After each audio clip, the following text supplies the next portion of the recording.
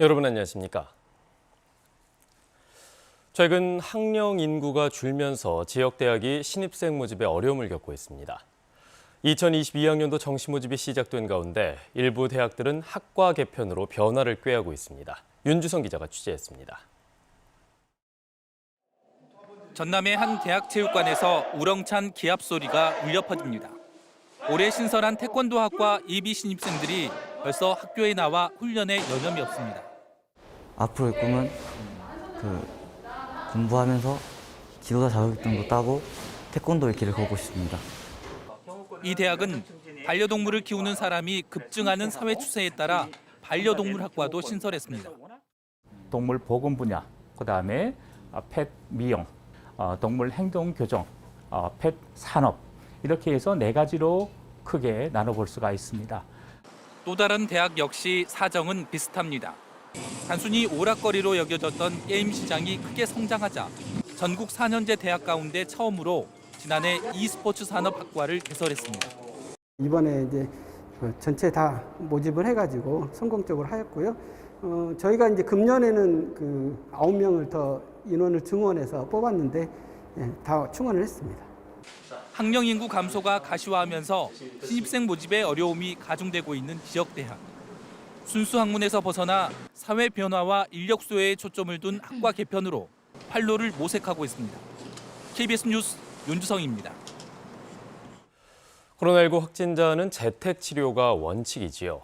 하지만 고령층의 비율이 높은 전남 지역은 재택 치료가 쉽지 않은 경우가 많습니다. 이 때문에 전라남도가 이른바 전남형 재택치료시설을 마련하고 있는데 쉽지는 않다고 합니다. 그 속사정을 최혜진 기자가 보도합니다. 전남의 한 폐교 기숙사입니다.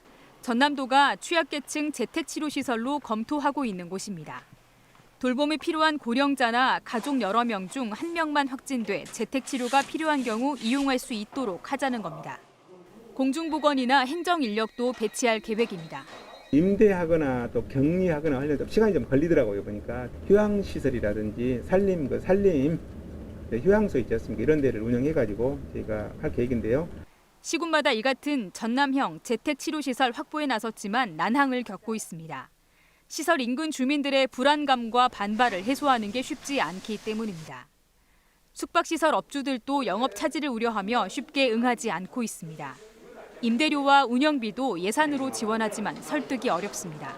코로나 환자가 여가 있다가 마을도 나가면은 또 이쪽에 사람들이 난리 날 것이고 돈이야 벌고 싶지 그렇지만 그것은 절대 안 되는 일이잖아.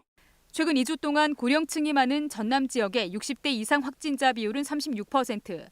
전남도는 전남형 재택치료시설이 확보될 때까지 돌봄이 필요한 취약계층은 의료기관 등으로 이송하는 게 불가피할 것으로 보고 있습니다. KBS 뉴스 최진입니다.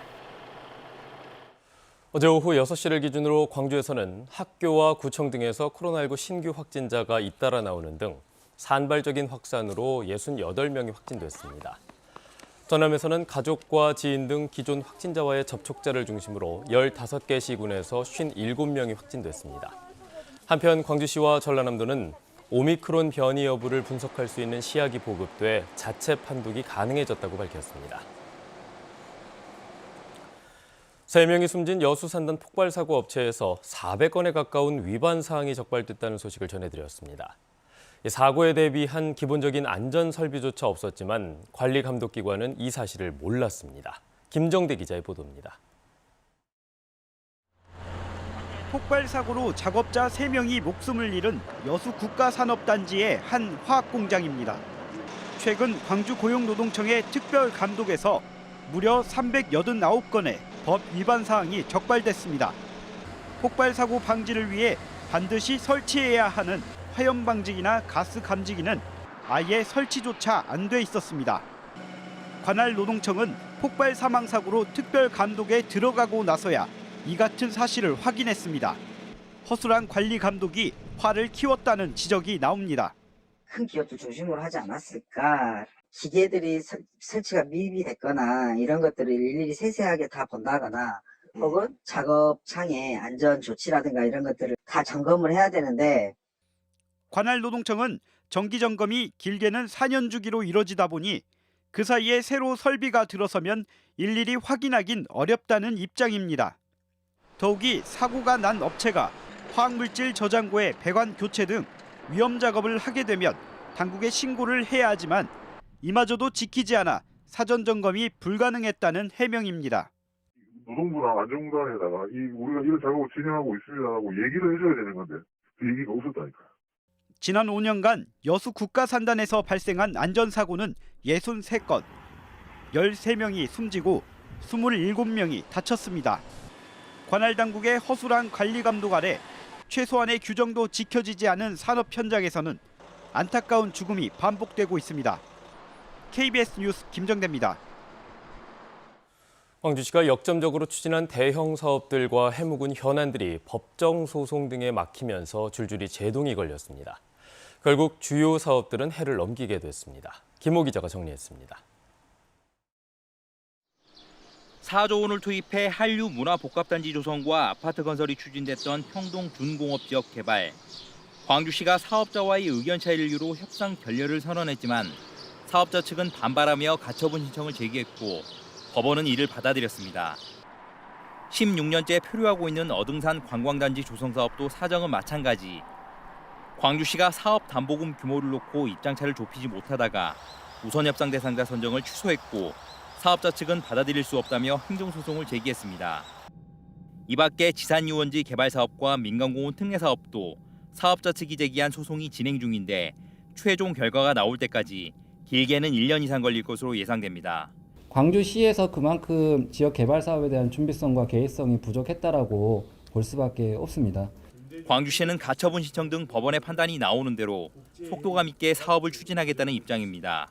온 시민이 바라고 광주 발전에 지대한 영향을 미치는 사업을 지금 ESG가 강조되고 있고 기업들의 사회적 책임이 그 어느 때보다도 강조되고 있는 시점은 매우 유감이고 안타까워요.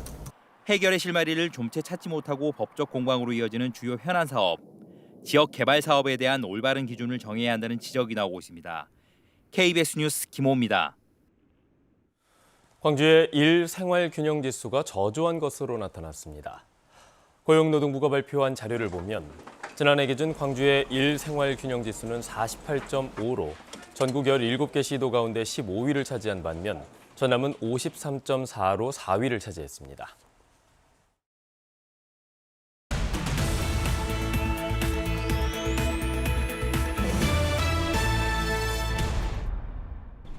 신안군이 지방채 248억 원 전액을 조기 상환해 채무 제로화를 달성했습니다.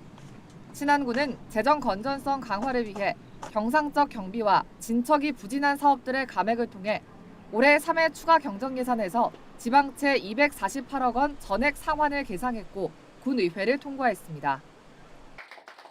전라남도가 광주은행으로부터 광주 전남의 사랑카드 성금 1억 2천만 원을 기탁받았습니다. 기탁받은 성금은 광주 전남의 사랑카드 사용 시 적립된 고향사랑기금으로 마련됐고 전남 사회복지 공동모금회를 통해 22개 시군 취약계층에 지원할 예정입니다. 전국 시장 군수 구청장 협의회가 주최한 대한민국 좋은 정책대회에서 선주민과 이주민의 소통을 위해 조성한 광산구의 월곡 고려인 문화관이 최우수상을 수상했습니다. 전국 최초 고려인 유물 전시관인 월곡 고려인 문화관은 개관과 동시에 역사 탐방 명소로 부상했고 고려인 동포의 삶과 역사, 이야기를 간직한 유물 12,000여 점이 전시돼 있습니다. 보성군이 정한 올해 보성을 빛낸 최고의 시책 10개 가운데 국민권익위원회 주관 종합청렴도 전남 22개 시군 중 1위가 1위로 선정됐습니다. 이 밖에도 주민 주도형 보성 600사업, 지역 공동체 활성화 등이 뒤를 이었습니다. 지금까지 단신 브리핑이었습니다. 네, 다음은 희망 2022 나눔 캠페인 이웃 돕기 성금을 보내주신 분들입니다.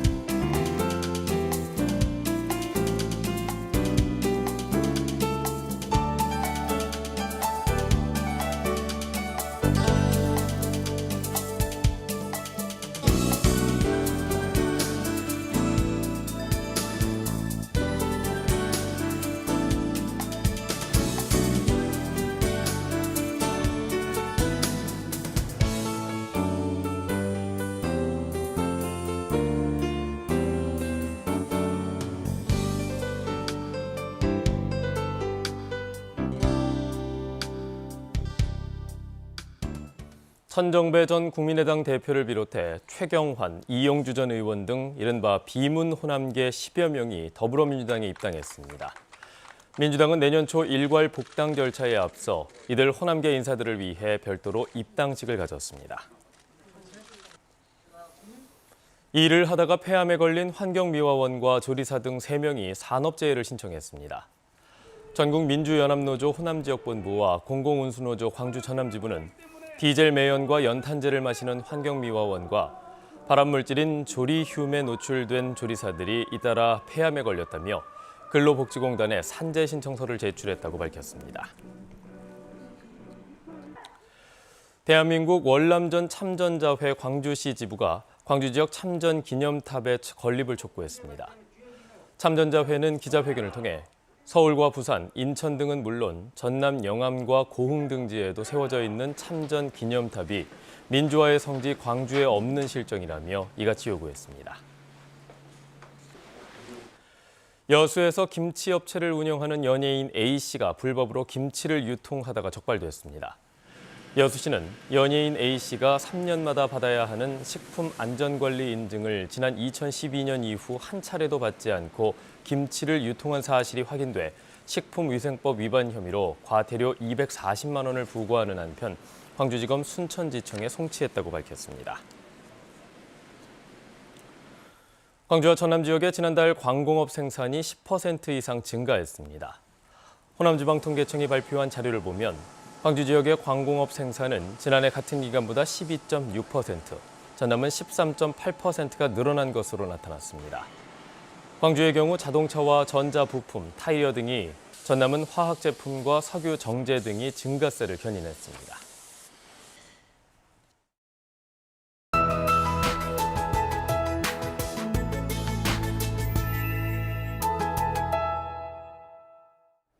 어느덧 2021년의 마지막 날입니다. 내일이면 2022년의 새로운 해가 떠오르는데요. 내일 아침에는 낮은 구름 사이로 해맞이를 할 수 있겠습니다. 광주 전남 지역은 아침 7시 35분에서 45분 사이에 첫 해가 뜨니까요. 내일 서해 첫 해 보시면서 기분 좋게 한 해 시작하셨으면 좋겠습니다. 다만 광주 전남 곳곳에서 열렸던 해넘이 해맞이 행사는 대부분 취소가 됐고요. 또 통행이 금지되니까요. 꼭 미리 확인하셔야겠습니다. 오늘 곳곳에 눈이 내리고 있습니다. 오전까지 광주와 전남 서부 지역으로는 1에서 3cm 정도가 더 내려 쌓이겠고요. 그 밖의 지역에서도 눈날림이 있겠습니다. 해안 지역은 계속해서 바람이 강한데요. 영광과 목포, 여수 등에는 강풍주의보가 발효 중입니다. 오늘 오전까지는 각별히 주의하셔야겠습니다. 어제 오후부터 북서쪽에서 찬 공기가 유입되면서 오늘 아침은 기온이 뚝 떨어졌습니다. 현재 기온 광주가 어제보다 4도가량 낮은 영하 3도로 춥고요. 한낮 기온도 1도에 머물겠습니다. 곡성은 아침 기온 영하 7도, 낮 기온 1도에 머물겠고 여수 3도까지 오르겠습니다. 목포의 낮 최고 기온 2도, 진도와 완도 3도로 어제보다 2에서 5도가량 낮겠고요. 신안을 비롯한 그 외 도서 지역도 3도에서 4도가 예상됩니다. 대부분 해상에 풍랑주의보가 발효 중입니다. 오늘까지는 물결이 최고 4m로 거세게 일겠습니다. 내일 오후부터 차차 추위가 누그러지겠습니다. 날씨였습니다. 뉴스를 마칩니다. 여러분 고맙습니다.